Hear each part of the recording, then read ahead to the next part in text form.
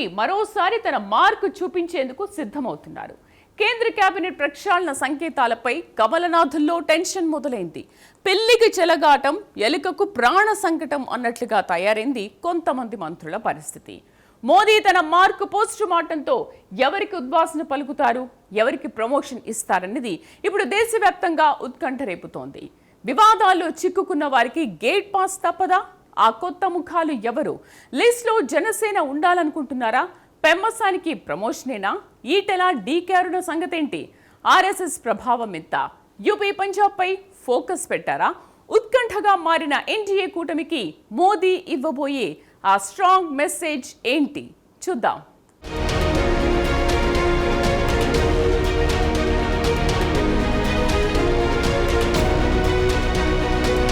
కేంద్ర మంత్రివర్గ ప్రక్షాళనకు ముహూర్తం ఖరారవుతున్న వేళ ప్రధానమంత్రి నరేంద్ర మోదీ దేశ ప్రజలకు అలాగే పార్టీ శ్రేణులకు పంపబోయే రాజకీయ సంకేతాలపై సర్వత్రా ఆసక్తి నెలకొంది. కేవలం శాఖల మార్పుకే పరిమితం కాకుండా రాబోయే సవాళ్లను ధీటుగా ఎదుర్కొనేలా ఒక స్ట్రాంగ్ మెసేజ్ ఇచ్చేందుకు మోదీ సిద్ధమవుతున్నట్టు ఈ పరిణామాల్ని బట్టి అర్థమవుతోంది. ప్రభుత్వ ఇమేజ్ను మరింత పటిష్టం చేసుకుంటూనే పాలనలో డైనమిజం తీసుకురావాలన్నది ఆయన ప్రధాన ఉద్దేశం. ఈ ప్రక్షాళన ద్వారా దేశ రాజకీయాల్లో తమ ఫ్యూచర్ ప్లాన్ ఎలా ఉండబోతోందనే విషయమై ప్రతిపక్షాలకు సైతం ఒక స్పష్టమైన క్లారిటీ ఇవ్వనున్నారని రాజకీయ పండితులు విశ్లేషిస్తున్నారు. ఇదొక డీప్ పొలిటికల్ మూవ్ అని చెప్పొచ్చు.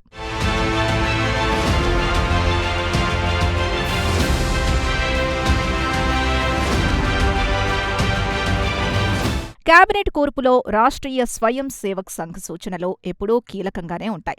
అయితే ఈసారి అంతర్గత సమతుల్యత పాటించడంలో సంఘ్ మార్గదర్శకత్వం మరింత ఇంపాక్ట్ చూపనుందని స్పష్టంగా అర్థమవుతోంది. మోదీ, అమిత్ షాలు ఇప్పటికే ఒక ప్రాథమిక బ్లూ ప్రింట్ రెడీ చేసినప్పటికీ సైద్ధాంతిక పునాదుల్ని, కోర్ ఓటు బ్యాంకును బలోపేతం చేసే నాయకులకు పట్టం కట్టాలని ఆర్ఎస్ఎస్ భావిస్తోంది. పార్టీ విధేయతతో పాటు క్షేత్రస్థాయిలో ప్రజలతో కనెక్ట్ అయ్యే లీడర్లకు ఈ ప్రక్షాళనలో పెద్దపీట వేయనున్నారని విశ్లేషిస్తున్నారు. సంఘాశయాలకు, ప్రభుత్వ నిర్ణయాలకు మధ్య ఎక్కడా గ్యాప్ లేకుండా జాగ్రత్త పడుతున్న తీరు ఈసారి కేబినెట్ ఎక్స్పాన్షన్లో ప్రధాన చర్చనీయాంశంగా మారింది.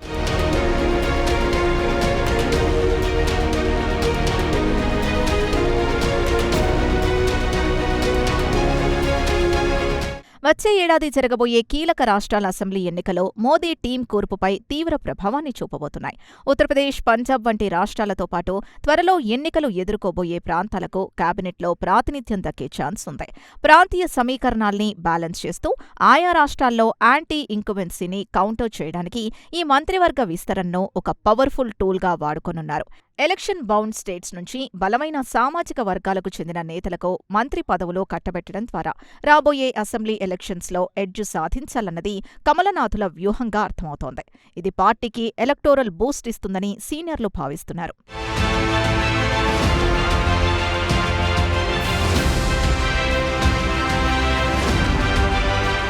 ఈ కేబినెట్ రీషఫిల్లో పర్ఫార్మెన్స్ అనేది ప్రధాన కొలబద్దత కాబోతోంది.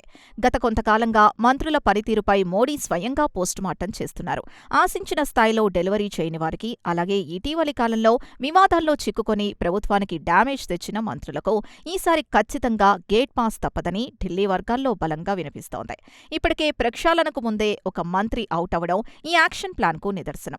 నాన్ పర్ఫార్మెన్స్ను పక్కకు పెట్టి ఎఫిషియెంట్ లీడర్స్ను టీంలోకి తీసుకురావడం ద్వారా పాలనలో పారదర్శకతను, జవాబుదారీతనాన్ని ప్రజల ముందు నిరూపించుకునే ప్రయత్నం మోదీ చేస్తున్నారని రాజకీయ విశ్లేషకులు అభిప్రాయపడుతున్నారు.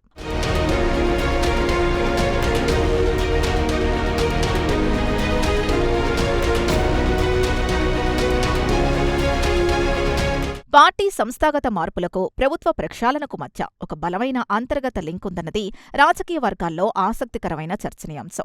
త్వరలో జరగబోయే బీజేపీ జాతీయ కార్యవర్గ పునర్వ్యవస్థీకరణ ఆధారంగానే కేబినెట్ కూర్పు కూడా ఆధారపడి ఉంటుందని అర్థమవుతోంది.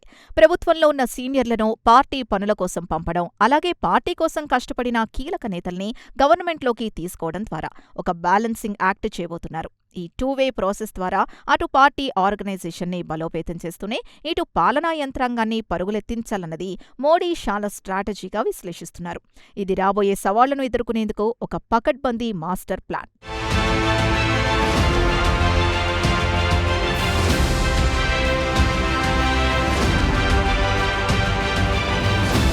ఢిల్లీ లెవెల్లో జరుగుతున్న ఈ ఆపరేషన్ ప్రక్షాళనలో కేవలం పనితీరు మాత్రమే కాదు, పార్టీ విధేయత కూడా కీలకమే అని స్పష్టంగా అర్థమవుతోంది.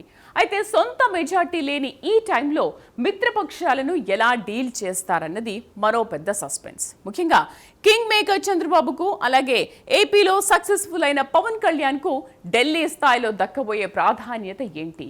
కేంద్రం ఆలోచన ఎలా ఉండబోతోంది? ప్రస్తుత ఎన్డీఏ కూటమి ప్రభుత్వాన్ని ఎలాంటి కుదుపులో లేకుండా స్మూత్గా రన్ చేయాలంటే మిత్రపక్షాల మద్దతు చాలా కీలకం. అందుకే కేబినెట్ ప్రక్షాళనలో వారి డిమాండ్లకు అనుగుణంగా మోడీ వ్యూహాత్మకంగా అడుగులు వేస్తున్నారు. ముఖ్యంగా కింగ్ మేకర్గా ఉన్న టీడీపీకి ఇప్పటికే 2 మంత్రి పదవులున్నప్పటికీ వారి ప్రాధాన్యతను గుర్తిస్తూ కేబినెట్లో మరొక బెర్త్ ఇచ్చే అవకాశాలు మెండుగా కనిపిస్తున్నాయి.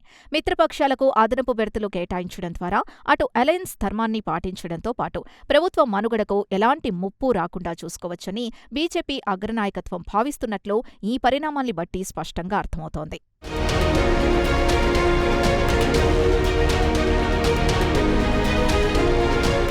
ఏపీ కోటాలో ఇప్పటికే కేంద్ర సహాయ మంత్రిగా ఉన్న డాక్టర్ పెమ్మసాని చంద్రశేఖర్ పనితీరుపై అధిష్టానం సానుకూలంగా ఉందన్నది ఒక ఆసక్తికరమైన చర్చనీయాంశం. ఈ ప్రక్షాళనలో ఆయనకు ప్రమోషన్ ఇచ్చి ఇండిపెండెంట్ ఛార్జ్ అప్పగిస్తారనే ప్రచారం జోరుగా సాగుతోంది. ఒకవేళ ఇదే జరిగితే జాతీయ స్థాయిలో టీడీపీకి ఇదొక గొప్ప పొలిటికల్ మైలేజ్ తీసుకొస్తుంది. ఏపీ ప్రయోజనాల్ని సాధించడంలో కేంద్రం నుంచి రావాల్సిన ప్రాజెక్టులో ఫండ్స్ విషయంలో పెమ్మసాని మరింత యాక్టివ్ రోల్ ప్లే చేయడానికి ఈ ఎలివేషన్ ఎంతగానో ఉపయోగపడుతుంది. ఈ నిర్ణయం ద్వారా ఏపీ అభివృద్ధి పట్ల తమ కమిట్మెంట్ను కూడా కేంద్రం చాటి చెప్పినట్లవుతుందని పొలిటికల్ సర్కిల్స్లో విశ్లేషిస్తున్నారు.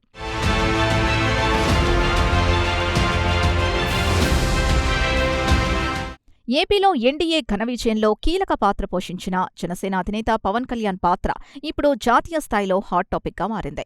గతంలో కేంద్ర కేబినెట్లో చేరాలన్న ప్రతిపాదనను ఆయన సున్నితంగా తిరస్కరించినప్పటికీ ఈసారి ప్రధాని మోదీ స్వయంగా కోరినట్లుగా సాగుతున్న ప్రచారంతో పరిస్థితి మారింది. రాష్ట్రంలో డిప్యూటీ సీఎంగా బిజీగా ఉన్న పవన్ జనసేన తరపున ఆ పార్టీకి చెందిన 3 ఎంపీల్లో ఒకరిని కేంద్ర మంత్రివర్గంలోకి పంపుతారా అన్నది ఆసక్తికరంగా మారింది. కూటమిలో జనసేన ఇంపార్టెన్స్ దృష్ట్యా వారికి కేబినెట్లో సముచిత స్థానం కల్పించడం ద్వారా ఏపీలో పొలిటికల్ ఈక్వేషన్స్ ని మరింత స్ట్రాంగ్ చేయాలని బీజేపీ భావిస్తోంది. పవన్ తీసుకోబోయే తుది నిర్ణయం కోసం అందరూ వెయిట్ చేస్తున్నారు.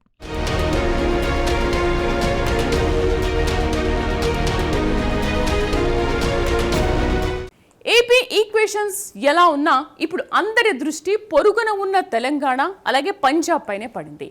కాంగ్రెస్ బీఆర్ఎస్ పార్టీలకు చెక్ పెట్టాలంటే తెలంగాణలో కమలం మరింత వికసించాల్సిందే. మరి ఈటెల రాజేందర్, డీకే అరుణలో ఢిల్లీ పెద్దల ఆశీస్సులు ఎవరికి దక్కనున్నాయి?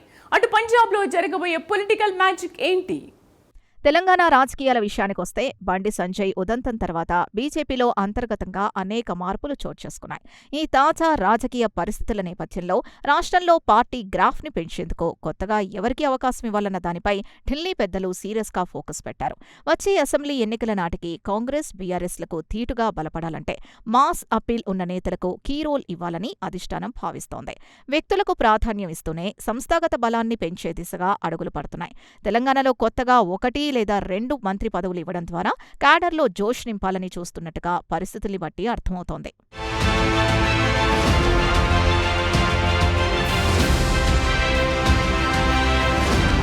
తెలంగాణలో సామాజిక సమీకరణాల్ని బ్యాలెన్స్ చేయడంలో ఈటెల రాజేందర్, డీకే అరుణ పేర్లు ప్రముఖంగా చర్చనీయాంశంగా మారాయి. బలమైన తెలంగాణ వాదంతో పాటు బీసీ సామాజిక వర్గానికి ప్రాతినిధ్యం వహిస్తున్న ఈటెలకు కేబినెట్లో ఛాన్స్ ఇవ్వడం ద్వారా పార్టీని మరింత బలోపేతం చేయవచ్చని ఒక వర్గం వాదిస్తోంది. అంతేకాకుండా బీఆర్ఎస్ అంటేనే తెలంగాణ అన్న నినాదానికి చెక్ పెట్టాలంటే ఈటెల వంటి వారు కీలకమని ఢిల్లీ పెద్దల మదిలో ఉండడమే అందుకు కారణం. మరోవైపు మహిళా కోటాతో పాటు రాష్ట్రంలో కీలకమైన రెడ్డి సామాజిక వర్గానికి చెందిన డీకే అరుణకు అవకాశం ఇస్తే పొలిటికల్గా మైలేజ్ వస్తుందని ఇంకొందరు విశ్లేషిస్తున్నారు. ఈ ఇద్దరు సీనియర్లలో ఎవరికి మొదటి ప్రాధాన్యత దక్కుతుంది అన్నది మోడీ షాల వ్యూహంపై ఆధారపడి ఉంటుంది. ఈ డెసిషన్ తెలంగాణ బీజేపీలో భవిష్యత్ నాయకత్వ లేయర్ని డిసైడ్ చేస్తుందని చెప్పవచ్చు.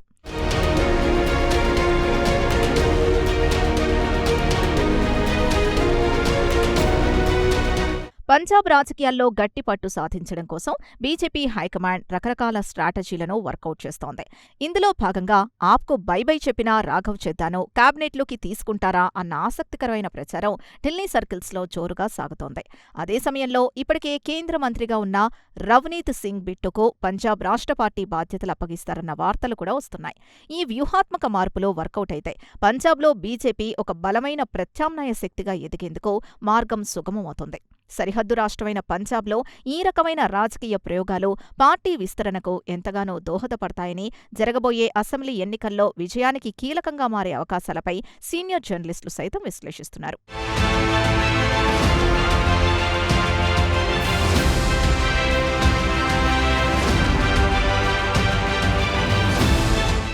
మొత్తానికి ఈ కేబినెట్ ప్రక్షాళన కేవలం మిత్రపక్షాల్ని సంతృప్తిపరచడానికే పరిమితం కాదన్నది సుస్పష్టం. ఇది నరేంద్ర మోదీ ప్రభుత్వ ఇమేజ్ని పూర్తిగా మార్చే ఒక బలమైన అస్త్రంగా నిలవనుందని రాజకీయ పండితులు విశ్లేషిస్తున్నారు. అటు పార్టీ పటిష్టత, ఇటు సమర్థవంతమైన పాలన, ఈ రెండింటినీ బ్యాలెన్స్ చేస్తూ మూడో టర్మ్లో ఎదురవుతున్న సవాళ్లను అధిగమించడానికి మోదీ వేస్తున్న మాస్టర్ స్ట్రోక్ ఇది. పనితీరు, విధేయత, సామాజిక సమీకరణాలు, మిత్రపక్షాల గౌరవం వంటి అన్ని అంశాలను పరిగణలోకి తీసుకుని ఈ కూర్పు జరిగేది మాత్రం ఖాయంగా కనిపిస్తోంది. రాబోయే రోజుల్లో దేశ రాజకీయ ముఖచిత్రాన్ని డిసైడ్ చేయబోయే ఈ ప్రక్షాళన ఒక సరికొత్త పొలిటికల్ చాప్టర్కు సంకేతాలిస్తుందని చెప్పడం ఏమాత్రం అతిశయోక్తి కాదు.